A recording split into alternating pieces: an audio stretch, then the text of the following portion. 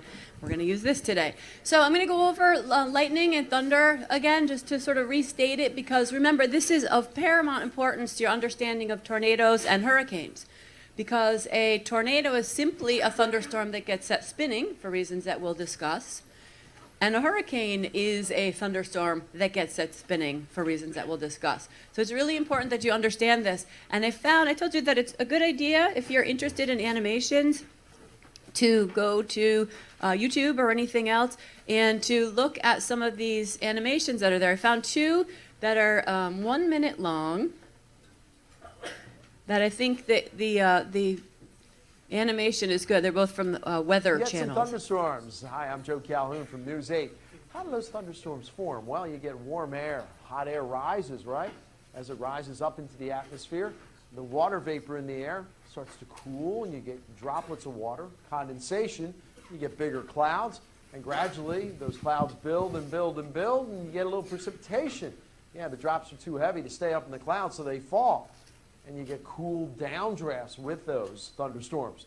And you get that mixing of the rain and sometimes hail, dust and dirt in the thunderstorms, and that causes the lightning. Now, what makes a thunderstorm defined as a severe thunderstorm? We would warn you to take shelter. Well, that's when the wind gusts from some of those downdrafts, straight line winds, can be stronger than 58 miles an hour, and that can cause damage. And also, you can get hail. Hail is 3/4 of an inch in diameter from thunderstorms, or the possibility of that. We will warn you about a severe thunderstorm. And again, it's time to take shelter. And as always, with a thunderstorm, there's that dangerous lightning. So that's a lead into lightning. One other thing that's my personal favorite thing about lightning is fulgurites, or some people call them fulgurites. Has anyone heard of that? So let me swap over to that one. So what happens with fulgurites is that you have a situation where lightning hits a beach. Maybe some of you are on a beach for spring break. We just got back. And the lightning will hit the sand, and it's so hot. Remember, it's 55,000 degrees. It can be up to 5 times hotter than the surface of the sun, that the lightning penetrates down into the beach, liquefies the sand, melts it, and then when it cools, you have the track of the lightning. So it's called petrified lightning or fossil lightning. And you can dig these up, and they're really, really neat. So let me show you. This, again, there's not spectacular images here, but I'd encourage you to look online and look at fulgurites. Oh my God. Incredible footage of a bolt of lightning hitting the beach. Over in seconds, except when it strikes sand. Then it can create something truly extraordinary. In the Sonoran Desert, Arizona, Terry Boswell discovers the amazing imprint of a lightning strike. Small one. This here is evidence that lightning struck here. This took a lot of volts to create this. The petrified lightning is known as a fulgurite. When lightning strikes wet, sandy soil, the heat from the lightning is hot enough, sometimes 5 times the surface of the sun, that it can melt sand, turn it into glass, and then the glass hardens again in a fraction of a second, and it preserves the track of that lightning as it went through the soil. So next time you're on the beach, have a hunt around. You may just find yourself with a very unusual souvenir. So anyway, that's just something fun about lightning, that you can find it. If you look online, you can see a lot of really beautiful pieces of this. So we talked last time about about thunderstorms, the rain part of it, right? And this is, again, I'll repeat it because this is key to your understanding of atmospheric phenomena.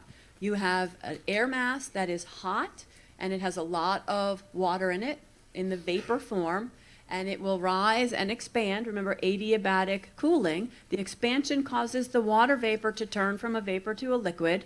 And the process of that will release heat into the cloud, which will drive the cloud even higher and cause it to rise and expand more, which will cause it to cool, which will cause more water to turn from a vapor to a liquid. And again, in extreme cases, from a liquid to a solid to, as we'll see, a supercooled droplet of water that's unstable and shatters.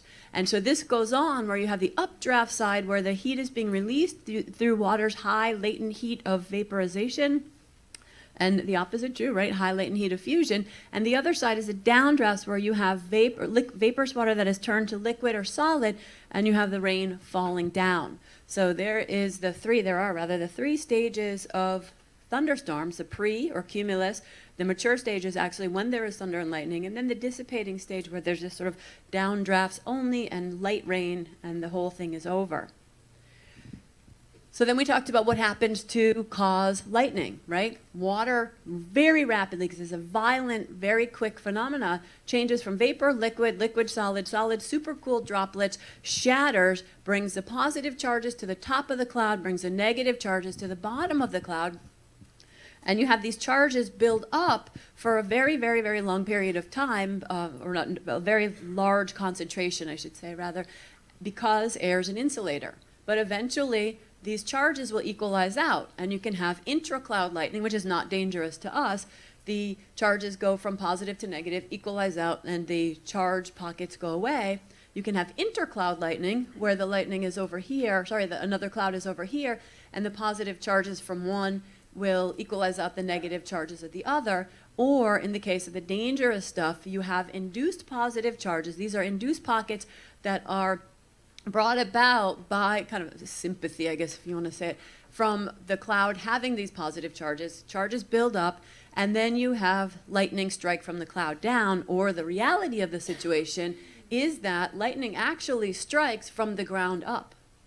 So if you hear of people who have been struck by lightning and who have survived to tell the tale, what they all say is that they feel this tingling and their hair stands up on end. So lightning does not want to travel through air, right, because it's an insulator. So the induced positive pockets will climb up to the highest point. In this picture, you see the positive pockets are climbing up this barn in the weather vane, but if you're a person, it will climb up you to the point of even causing your hair to stand on end, because these charges want to travel through the least amount of air possible, because again, it's difficult to travel through air. So the cloud sends out a leader or feeler or stepped leader. There are multiple ways you can say this. And in response to that, the induced positive pockets climb up to the cloud, and that's called the return stroke, and that's what you see. That's what you saw in the video of Fulgurite. This return stroke goes up into the cloud, and those charges will equal each other out, and then you have this buildup being over. So these are brief, intense storms with colossal amounts of energy in them, and you heard, again, 55,000 degrees for this return stroke, for this thunder. So for the lightning, sorry. Again, as the water changes from a vapor to liquid to solid, sometimes the updrafts keep the solid little particles of ice up, and more ice will accrete onto the little particles of solid, and you'll have hail growing. So here's some pictures of hail. Hail is simply the fact that this is such a violent thunderstorm with such a huge amount of heat that is being transferred out of the atmosphere, that the ice crystals are kept aloft, and ice will grow. And you have these, it looks kind of like an onion sometimes. You have concentric layers. Or sometimes you have little amalgamations of ice crystals that have sort of slammed together, so you see this thing that looks like bubbles or foam. So here's a picture of hail, again, kept aloft for a long period of time because of the violence of this thunderstorm. Hail does a lot of damage to our structures, especially in the Midwest. We'll look at places where thunderstorms are big. A lot of damage to structures. Here's a picture of hail that, again, you have little tiny crystals that are, or medium-sized crystals that are all accreted together to form these things. You always hear about baseball-sized hail. Hail also damages a lot of crops. So you can imagine if you plant crops and you have a thunderstorm in the spring and the plants are very small and fragile, you can imagine what happens to the plant. So agriculture suffers sometimes severely as a result of thunderstorms. In terms of where these things happen, the hail that I showed you is all from the Midwest. A lot of these things happen in the Midwest. Thunderstorms happen in places where you have fronts being created. And so that's where we go back to this notion of air masses coming from different geographic locations. I showed you that slide a couple of times. If it comes from over the ocean, it's wet, and land, it's dry. And if it comes from over the southern portion in the northern hemisphere, it's hot, and northern portion, it's cold. Where you have competing air masses that have different amounts of temperature and moisture is where you have the biggest thunderstorms. So you can see Tampa, Florida area, they have over 100 days with thunderstorms each year. And since they mostly happen in spring and summer, you can have multiple days where there are multiple thunderstorms. So lots and lots of thunderstorms here because of the competing air that's coming from the north, coming from the Caribbean and Atlantic. Over on the Pacific, they have virtually none. So these lines are lines of equal thunderstorms. So you see the whole real coastal portion of the United States has less than 10 days of thunderstorms per year. The reason for that, and I'll show you this picture again when we look at tornadoes. Where are tornadoes? The reason there are very few thunderstorms over on the West Coast is because the predominant air mass that's coming into that area is off the ocean. So you don't have competing temperatures and moisture levels. You have one air mass coming off the Pacific, and it stays the same. So that's why you have, especially in northern portion, where Pacific Northwest, right, Seattle area, Portland, and Washington, you have just clouds and clouds and clouds. And then because it's warmer in Southern California, you have violent rain, brief violent periods of rain. You see there's a big bullet in the middle of the United States, more or less. You have 70, so more than 70 in the central part of the United States. You have 70, 60, 54, so there's this hot spot there. These are dangerous because you have very, very, very different air masses, right? This is where the frigid air is coming down from the Arctic and the really hot, wet air is coming up from the Gulf of Mexico area. And so these make huge thunderstorms called supercells. That's just a big thunderstorm. The problem with that is what goes right over that area in the spring? What goes whipping past there? The jet stream, right? The jet stream goes whipping past there. So if those thunderstorms get big enough so that they can get up to the point where the jet stream is, then the jet stream can set them spinning. And those are colossal tornadoes, as we'll see. So over where we are, Boston, we have less than 20, about 20 per year. So nothing really to worry about here with regards to thunderstorms. So now we'll move on to tornadoes. And I want to make the distinction between tornadoes and hurricanes in terms of the most violent storms and the most energy. So tornadoes have the most amount of energy per unit area. So if you could take a square meter of a tornado, that's the most energy you will find in the atmosphere on Earth ever. But a tornado has nothing in its entirety in comparison to a hurricane, because a hurricane is over a bigger area. So overall, a hurricane has the most energy. They are the huge monster storms, but they're more diffuse, and so you don't get winds that are 300 miles an hour, which we'll talk about when we talk about tornadoes. So tornadoes per unit area are the most violent storms, but hurricanes are the most energetic from the overall point of view. So I have a short narrative to read you about what it feels like to be hit by a twister. And this is by a gentleman called Rodney Grizzle. He flew 250 feet inside his family home. So what this says is, I was throwing out some garbage when the rain suddenly stopped falling. The air stilled. Looking up, I saw a tornado, 1.5 miles in the distance, heading my way and growing. A funnel stretched from earth to sky, and 2 smaller funnels sprouting out of its side. It glowed green as electrical charges shot up and down. I ran back to my house, fearing I'd never be in time to alert my wife and 2 boys. I was shaking so much I couldn't unlock the door. I was about to smash it down when it swung open. I ran in and scooped up 11-month-old Joshua from my bedroom. My terrified wife, Connie, was in the living room with Blake, 5, watching the tornado advance. There was roaring as trees were uprooted and splintering.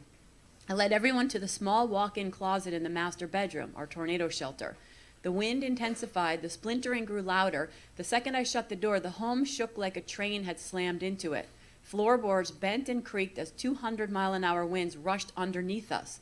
Suddenly, the whole house I'd built on strong rock foundation was floating like a feather. I held my family tightly and prayed. Then it went real dark and the house started to spin, rolling through the air.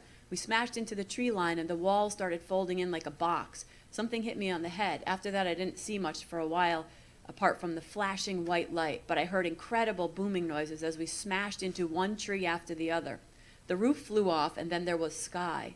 It seemed an eternity before we were all thrown from the wreckage. I looked at Connie. She was bloody, scratched, and bruised, but looked okay. The baby, too, but Blake just lay still. His eyes were closed, and he was covered in blood.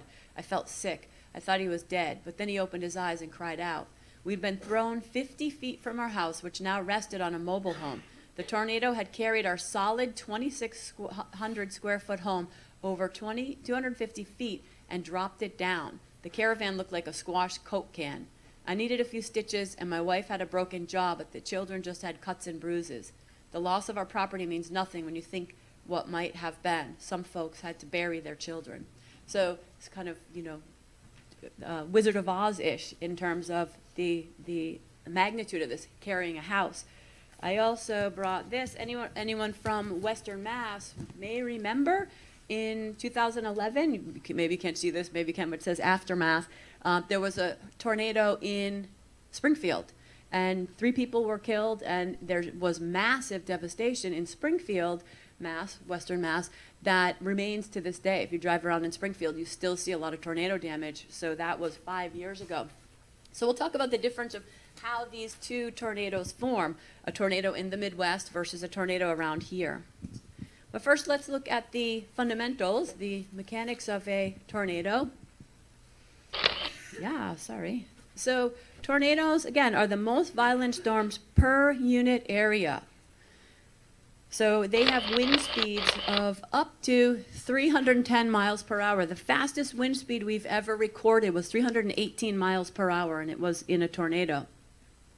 So they are the most violent. They move in a circle, the winds in a circular fashion at up to 310 miles per hour, and they advance at 62 miles per hour. So the whole system moves forward, and they descend from thunderstorms. So what happens is you have a thunderstorm that's going on, and it will start to twist and start to come down. And many of those never touch the ground. They'll just go back up. If you've ever been in the Midwest and you see these storm clouds and they start to send down this twisting piece, watch that, because a lot of them don't touch the ground.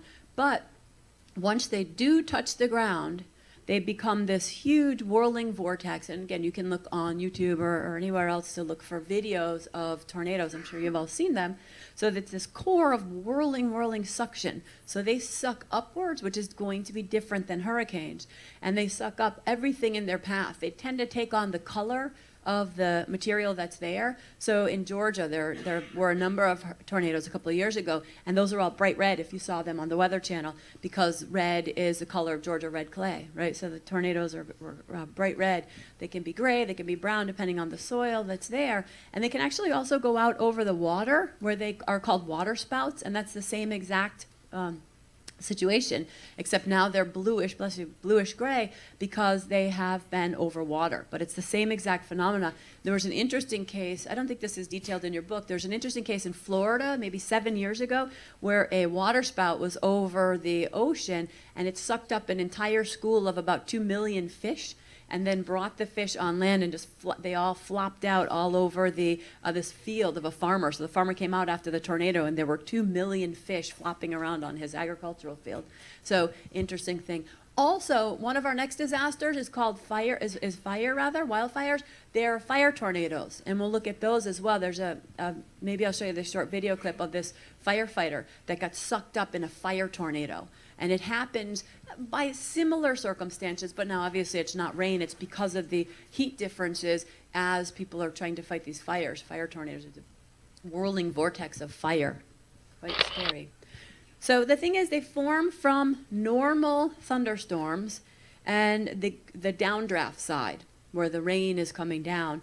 And the Great Plains is the place where about 70% of tornadoes actually form, again, because of the conditions that we just mentioned. So they form from a normal thunderstorm. You have this normal thunderstorm with the updrafts and downdrafts, huge amount of heat that's being released, and then there are 2 mechanisms that set them spinning. The first mechanism that sets them spinning is what I'll go to this one first, sorry, what we just discussed. So here's a picture of the ones from the Midwest, the big ones, the ones that I read you that article about. You have cold winds coming down from Canada, you have hot, wet air coming from the Gulf of Mexico. Those competing air masses over a large area make a giant, giant thunderstorm, again called a supercell. You have the updraft side, you have the downdraft side. The jet stream whips past it and sets it spinning. So that is the first way that they happen, by the jet stream, by them getting up so high and being so big that they get set spinning. So that is one method by which they get set spinning. The other way, so I have to go up one. And this would be the way that the one in Springfield formed. Also, this is the way that there were some a couple of years ago in Albany and Syracuse, New York. So the jet stream wasn't over those. And these are smaller tornadoes, but again, still capable of killing people. So we have in this picture a thunderstorm going on, but then also you have something else going on, which is wind is moving in the towards you, essentially, in the upper part of this atmosphere, away from you in the lower part of the atmosphere, and it sets up a horizontal spinning. So the tornado is going like this, not a tornado yet, but you have this spinning because you have shearing, and then that shearing in a horizontal sense gets sucked up the updraft. And when it does that, you can see where my elbow is as I'm pantomiming this. The bottom part of that originally horizontal column of cylindrical air moving goes up, and then you have a thunderstorm. Or sorry, you have a tornado. So that is, those tend to be the smaller ones where you have competing air masses moving in different directions. Again, horizontal spinning, which doesn't happen when you're talking about the jet stream. And then it gets sucked up the updraft, and you have a tornado. So these are very, very dangerous storms, energetically the most dangerous. So it's good to remember this is a thunderstorm. It's a thunderstorm that has this spinning, and so actually what happens is it can get energy from a lightning bolt. Ooh, we have to talk about thunder, sorry, which thunder can happen in these as well. So a lightning bolt will give it more energy and set it spinning faster. So every time lightning goes off, you have the potential to make it go faster, give it more energy. So apologies, we're going to back up a little bit, though we can keep this slide and talk about the difference between thunder and lightning. And this is kind of similar to our discussion of P and S waves when we talked about earthquakes. So lightning and thunder are the same thing. It's the same phenomena. What happens is when those charges equalize out, you see the visual aspect, you see the light flashing, and the light flashing is because you take the atmosphere from about 70 degrees to 55,000 degrees in a nanosecond. And so that's an unstable situation, and you have a sonic boom created. You have an explosion. The explosion and the light are the same thing. It's just that the explosion, from a sound point of view, is the auditory manifestation of what you see as light. So if you could be right at a thunderstorm, like that lightning strike in the Fulgurite video, you would hear the boom at the same time as you saw the light. But light travels more quickly than sound, just like P waves travel more quickly than S waves. So because light travels more quickly than sound, the greater the distance away you are, the greater the separation. So how do we know how far a lightning or a thunderstorm is away? What is the wives' tale? How do you know? Yeah, excellent. 1 mile per second. So I'm sure most of you have heard this, right? Because I hear a lot of whispering. Absolutely. It turns out that that's pretty true. Because the light, speed of light, speed of sound are different. You see the flash, you count 1,001, 1,002. Boom, you hear the explosion. That happened coincident with the light, but is traveling more slowly. You know that that thunderstorm is 2 miles away. It's not amazingly helpful, though, because that doesn't tell you is it coming towards you, is it going away from you. So you would have to sit there and if the distance between the light and the sound start to shrink, that means it's coming towards you. If it starts to grow, it's going away from you. But these things, remember, are so fleeting that they're not traveling for long distances if it's just a thunderstorm. So that's the situation with regards to thunder. Thunder is simply the explosion created by the atmosphere being warmed so tremendously, so quickly. So it's the same thing. It's just one is the sound and one is the light that you see. So, and thunder and lightning will add energy to these tornadoes, regardless of which way they form. So there's the picture again of the jet stream related ones. here's a picture of the number of tornadoes per year. And this is over a 27-year period. And so what you have here is a situation where you can see where most of the tornadoes are. Texas is the most deaths, but maybe that's because it's the biggest state. Mississippi is the most deaths per capita. So you see that there are no tornadoes in the whole first quarter of the West Coast, first third really. Again, because the air masses are coming off the Pacific Ocean, you don't have highly competing, very different air with different temperatures and different moisture content. And then in the middle, you have a lot of tornadoes. You also have some in Florida. And then you have virtually none over in the East Coast. However, there still are some tornadoes that occur there. Those, again, tend to be the smaller ones. They tend to be because of these competing air masses. We talked about how in New England we have all sorts of weather because of different competing air masses coming from the south, coming from the north off the ocean, and then coming from the north and south off of the land. So that's where you would expect to see tornadoes. Interesting thing after tornadoes, sometimes, it's amazing how often this happens because I listen and pay attention to tornadoes all the time. You always hear that a baby was found 2 miles away in a field, its parents were killed. There's always, you find a baby after a tornado. It turns out babies, fun fact, are the least likely to die in a tornado. And the reason why is because they're floppy. They don't have bones yet. So yeah, they just flop around in the tornado and then they get dumped out on the field somewhere and nobody can find its parents. Old people are the most likely to die because you think about it, you're being jostled about in this tornado. When you have old, fragile bones, your bones start breaking. You have compound fractures. You have internal bleeding. So also, maybe this resonates with some of you coming back from spring break. If you have had a lot of alcohol, you're less likely to die in a tornado. So fun facts about who dies in a tornado and who doesn't. Babies don't die. Also, people who live in mobile homes because they don't have cellars. They don't have places where they can go. So speaking of spring break, I think it was a couple of years ago now, I had a student that I was teaching this, because this usually falls right around spring break time. This section on tornadoes and hurricanes came up and said, Professor Cole, we went to Myrtle Beach. Me and my friends went to Myrtle Beach for spring break and we saw a tornado. Do you want to see some pictures? I said, yeah, sure, I'd love to see some pictures. And he sent me the pictures that he and his 3 friends took. And I'll show them to you now because, I mean, you can see some online, but these are cool because they're sort of almost a classmate of yours. So I know, it's amazing. So this is one friend who's sitting in the car that they rented, and there's the tornado, and it's coming. So the beach is right down there, so he was traveling right to the beach. What you can see in this picture is the sand being kicked up and thrown asunder because it's going right down the dividing line between the beach. Yeah, I know, can you imagine this for spring break? So he's sitting there photographing this. You see the sand all coming out. It goes right across the beach, and then it's getting more organized here. The more concentrated it is, the faster it's going. Sometimes they slow down and get big. Sort of, you think about conservation of angular momentum. You think about a figure skater, right? Figure skater with all his or her arms out will spin slowly, and then as they pull their legs and arms in, they go faster naturally. That's what happens with tornadoes. So in those previous pictures, it was going more slowly, but then maybe a lightning strike hit and it got more concentrated. So when you see the ones that you have bright sun and just that, on the one hand, it's less of a chance it's going to hit you because it's so concentrated. On the other hand, if it does, you're pretty much toast.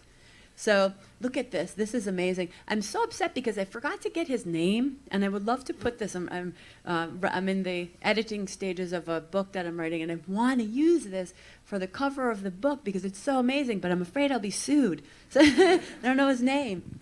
So you can see, right, so they're in a hotel, and this is the tornado coming right down the strand line, the demarcating line between the ocean and the land, and you see the sand being flung everywhere, but that's a really well-organized tornado. That's big business right there. So here's another friend. I just put them all on one so that you can see that sometimes you have this very concentrated situation, and then sometimes it's more diffuse. So when the tornado dies out, the tornado will just sort of go away.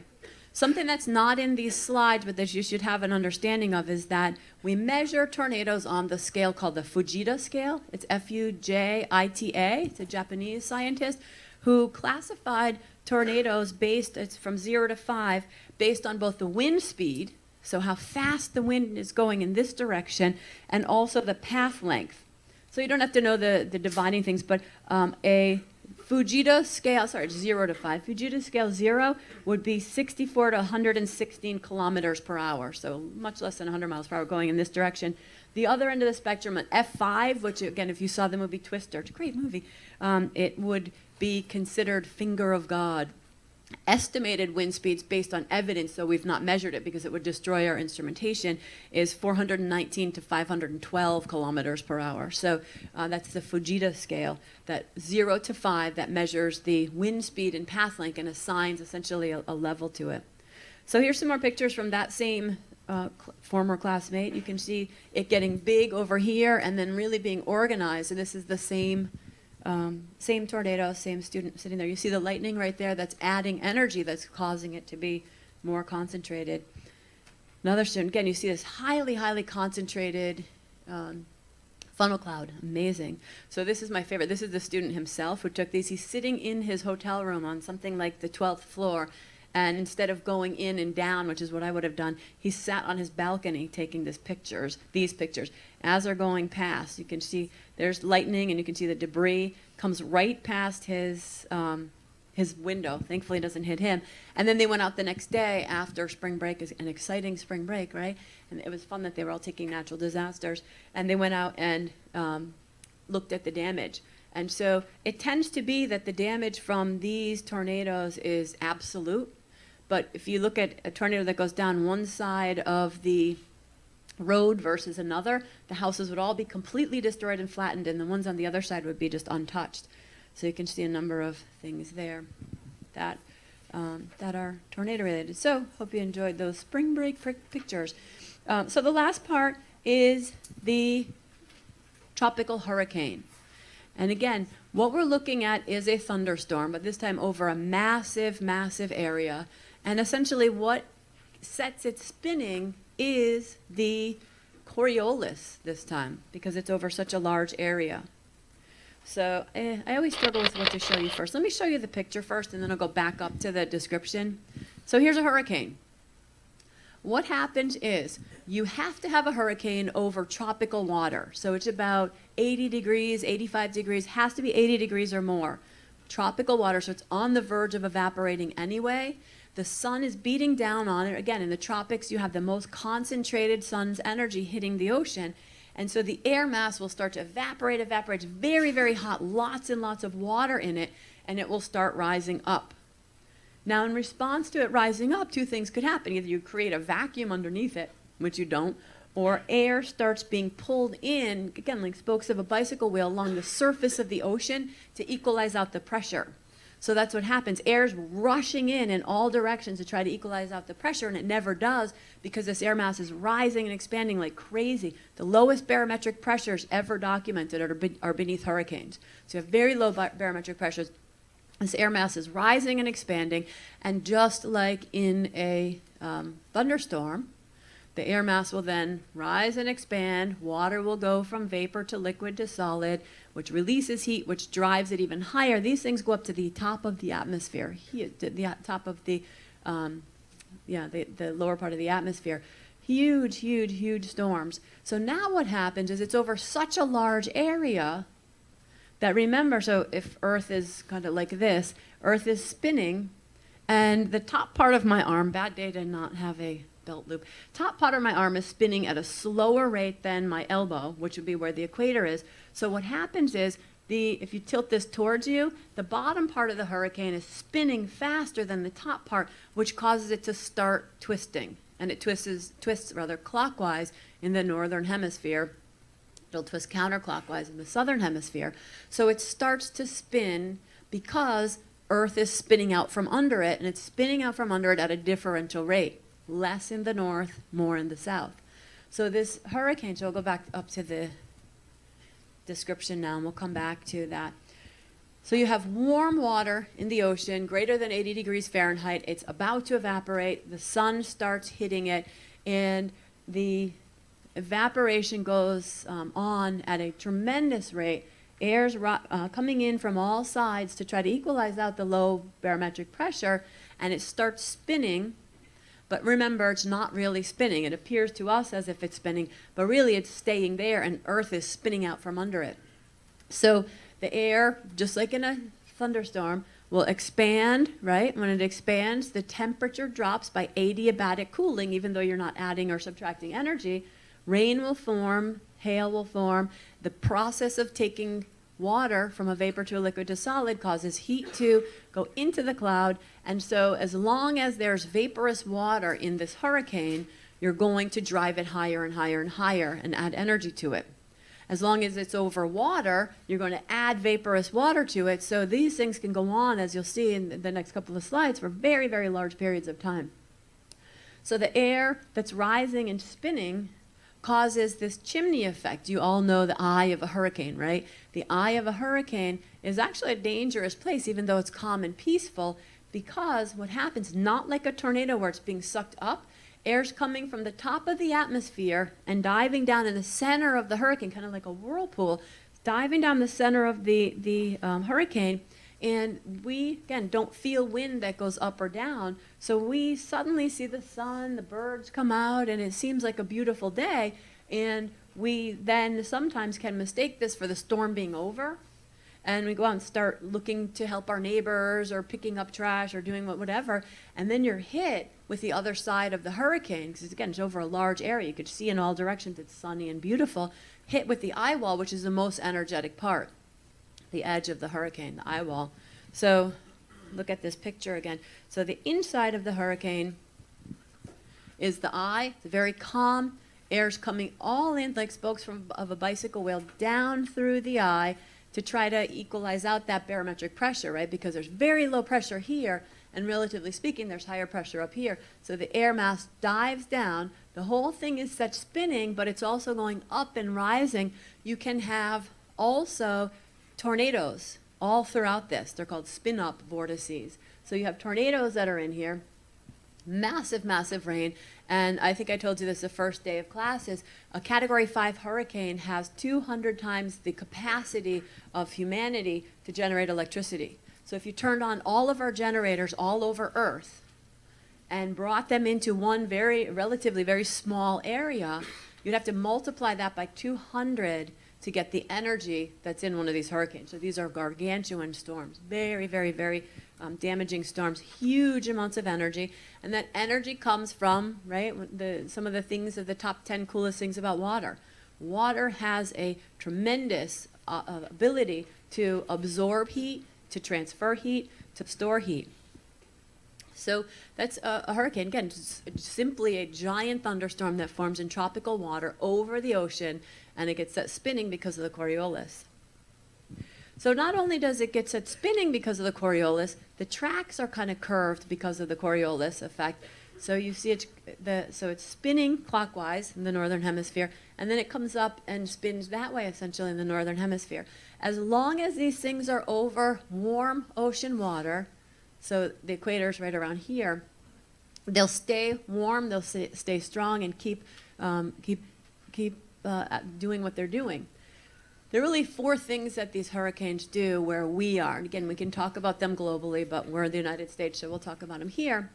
So they can come around and stay out at the coast, stay out at the ocean, which we like very much, right? Staying over the Atlantic Ocean, we don't have to care about them. They can come dragging up the East Coast, bless you, which is not good because it will damage or destroy everything from Miami to Nova Scotia, right? So depending on the size of it. But once it gets up over colder ocean water or over land, it will start to die out. But starting to die out takes a very, very long time, as you see by the next track, where they're coming through the equatorial region. A lot of them rip through the Caribbean, come up through the Gulf of Mexico. The Gulf of Mexico is pretty shallow, and it's hot. So those that come through the Gulf of Mexico is really, really serious because it adds energy. It will start to get more organized. It will start to have more and more energy and become more ferocious, and then will hit New Orleans, hit the low-lying Mississippi Delta area. We'll talk about Hurricane Katrina a little bit, and I think we're going to see a clip on it in next class. But this Mississippi Delta area is an area that, for reasons we'll discuss when we talk about flooding, is below sea level. So you have a very serious situation here. We're starting to combine natural disasters. You have hurricanes coming through, The number one thing scientists say is going to happen as a result of climate change is more storms, because you have hotter and colder and wetter and drier. So we're going to have more and more hurricanes coming through. We have this area that is below sea level, and we're not adding sediment to it as it has been replenished naturally. So you have more storms, you have more flooding, and you have sinking areas of land. So not a good situation for that area. And also, because of climate change, this whole eastern seaboard, as we'll see, is going to be more and more susceptible to more hurricanes, more violent hurricanes, and we'll see why that's really bad for us relative to California. So the other thing that can happen is they can sometimes go through Mexico or go out over into the Pacific, and they just kind of rip through Mexico and then go out to the Pacific. But you see that California, the Pacific Northwest, does not have hurricanes. They don't get them. They also don't get typhoons, which we'll talk about in a minute. It's the same thing as a hurricane, but the name is based on the ocean basin in which they form. So this whole side of the United States is where we get hurricanes. Don't think that California is very lucky though, right? Because their disasters are yet to come in this class. It is said that California has 4 seasons: fire, flood, earthquake, and landslide. So we'll see. They're going to get walloped in many ways, but not with regards to hurricanes. So those are the tracks, but here's some of the paths globally. And what you can see, again, is that they track clockwise in the northern hemisphere, counterclockwise in the southern hemisphere. And that's because of the Coriolis, this differential spin as you get down towards the South Pole or up towards the North Pole. So a little bit more on hurricanes. Classification of hurricanes. So these are pre-hurricane conditions. Each part of this definition is very important, so it's important to kind of sit with it for a minute. So tropical depression, meteorologists look at this and say, uh-oh, there may be a hurricane here. The reason we're looking at this as a potential hurricane is because it's a low pressure zone. Low pressure means that air masses are rising and expanding. So you start to have lowered barometric pressure, this is a problem. The low barometric pressure causes winds to rush in from all areas of the ocean, bless you, and converge. So low pressure zone, winds converge, so wind starting, that have a sustained speed of less than 39 miles per hour. This is not a hurricane. But what this is a condition that could lead to one. So meteorologists start watching this tremendously. So the real part of the depression that we're focusing on is that the wind speeds can be bursts and gusts that are higher, but the sustained minimum wind speed is less than 39 miles per hour. So I'm going to put out this next definition, which is a tropical storm. If you're writing it, you probably don't have to write the whole thing again because it's the exact same definition.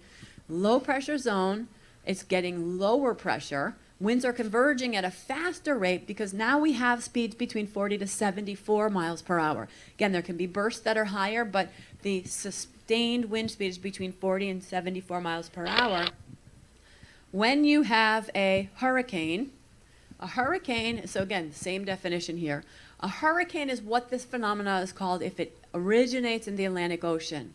It's called a cyclone if it originates in the Indian Ocean, and it's called a typhoon if it originates in the Pacific Ocean. So this is all the same thing. It's what we know as hurricanes, but you name them different things based on the ocean basin in which they are formed. But it's the same thing. You have low pressure zone, winds converge. Now you're up over 74 miles per hour. The scale that we use to measure these hurricanes, again, I don't have a slide on this, so probably write it down, is called the Saffir-Simpson hurricane scale. It's Saffir-Simpson, S-I-M-P-S-O-N, hurricane scale. And this is based on the wind speed and then also the storm surge height, which is this bulge of water I'll tell you about in a minute. So Saffir-Simpson hurricane scale is based on wind speed and storm surge height. A category 1, the wind speed would be between 74 and 95 miles per hour. And the storm surge, you don't have to know these numbers, I'm just giving you a feel for it. The storm surge would be about 5 feet high. So this bulge of water, about 5 feet high. And then you go up to 2, 3, 4, you're 96 to 110, 110 to 130, 4's 131 to 155. Category 5 is 155 miles per hour sustained wind speed with an 18-foot or higher storm surge.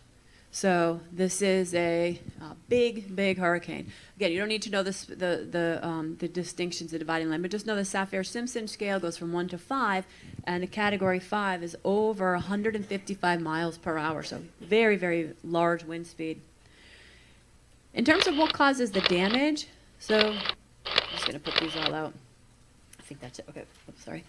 These are based on barometric pressure. Again, it depends on how fast the air is rising, how low the barometric pressure is. Also the sustained wind speed. As the air rises, cooler air comes in and takes its place, and that is the difference in pressure causes wind. And then the maximum storm surge height, which is what we will look at here. So what causes damage? What happens if you're in a hurricane? Well, first of all, wind. Wind can have debris in it. There's pictures that you can see, if you look into this, of axes being impaled in trees or houses. I showed you a picture the first day of classes of a piece of plywood that went right through a palm tree. So high wind can bring all sorts of debris that can injure you. People can be killed by flying debris. And the wind creates the next one, which is waves. These waves get to be big. Remember when we talked about tsunami, we said wind-generated waves, the normal waves, are created by wind. The higher the wind, the bigger the waves. So you have wind blowing like crazy up to 100, over 155 miles an hour potentially.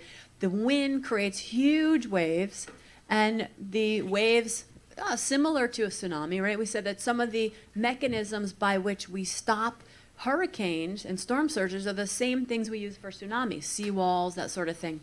So waves can erode away just like a tsunami. The storm surge is this bulge of water, because it's a low pressure zone, it's moving towards land. And what happens is you get this big bulge of water from the ocean. So there's a bulge. And again, in category 5, you have up to 20 feet of storm surge. Think of a 2-story building over a colossal area, the width of Florida, coming far inland. So you have huge waves, you have a storm surge. Imagine if that were superimposed on a high tide, 20 feet. Plus, you have all sorts of flooding, so PPT stands for precipitation. You have all sorts of rain. Remember, this is a thunderstorm, so you have massive amounts of rain, huge waves, a storm surge, and then as we'll see when we talk about landslides, when you have a slope can become unstable when you add weight to it.